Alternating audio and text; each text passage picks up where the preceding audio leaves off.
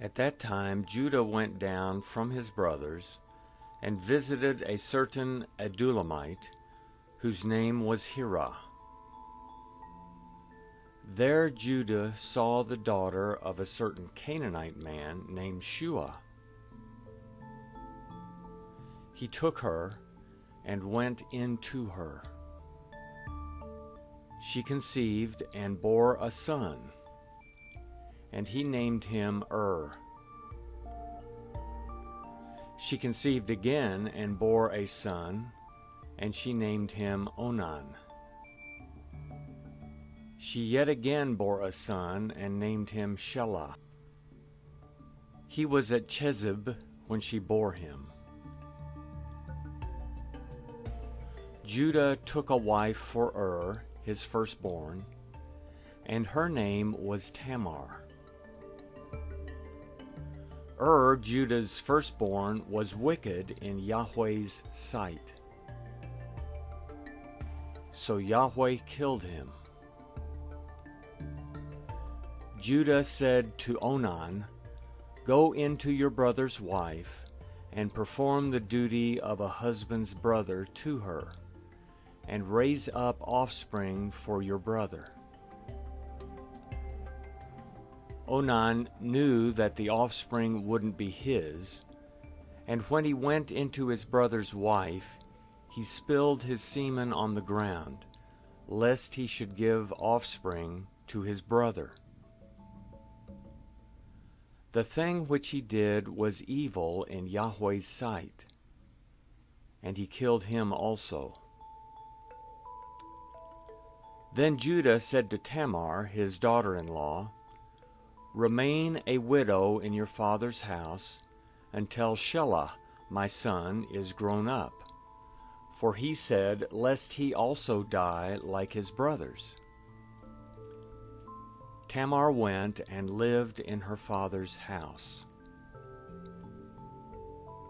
After many days, Shua's daughter, the wife of Judah, died. Judah was comforted, and went up to his sheep shearers to Timnah, he and his friend Hirah the Adullamite. Tamar was told, "Behold, your father-in-law is going up to Timnah to shear his sheep." She took off the garments of her widowhood, and covered herself with her veil, and wrapped herself, and sat in the gate of Enaim, which is on the way to Timnah. For she saw that Shelah was grown up, and she wasn't given to him as a wife. When Judah saw her, he thought that she was a prostitute, for she had covered her face. He turned to her by the way and said, "Please come, let me come in to you," for he didn't know that she was his daughter-in-law. She said, "What will you give me, that you may come in to me?" He said, "I will send you a young goat from the flock." She said, "Will you give me a pledge until you send it?" He said, "What pledge will I give you?" She said, "Your signet, and your cord, and your staff that is in your hand." He gave them to her, and came into her, and she conceived by him. She arose and went away, and put off her veil from her, and put on the garments of her widowhood. Judah sent the young goat by the hand of his friend, the Adullamite, to receive the pledge from the woman's hand, but he didn't find her. Then he asked the men of her place, saying, "Where is the prostitute that was at Enaim by the road?" They said, "There has been no prostitute here." He returned to Judah and said, "I haven't found her." And also the men of the place said, "There has been no prostitute here." Judah said, "Let her keep it, lest we be shamed. Behold, I sent this young goat, and you haven't found her."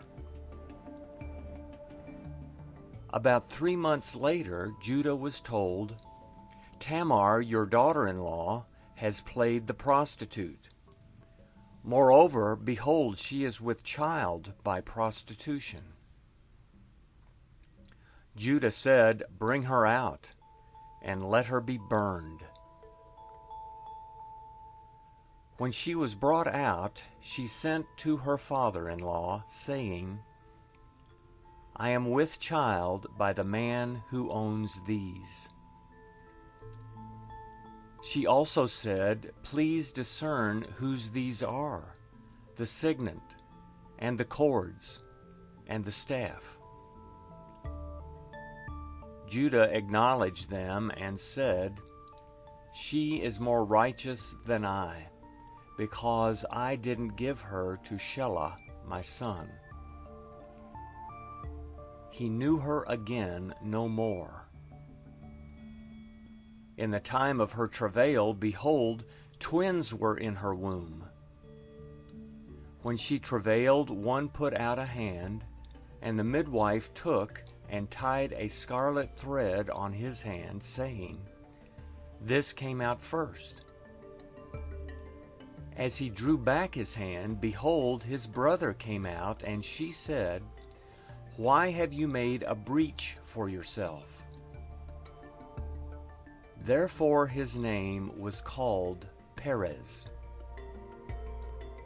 Afterward his brother came out, who had the scarlet thread on his hand, and his name was called Zerah.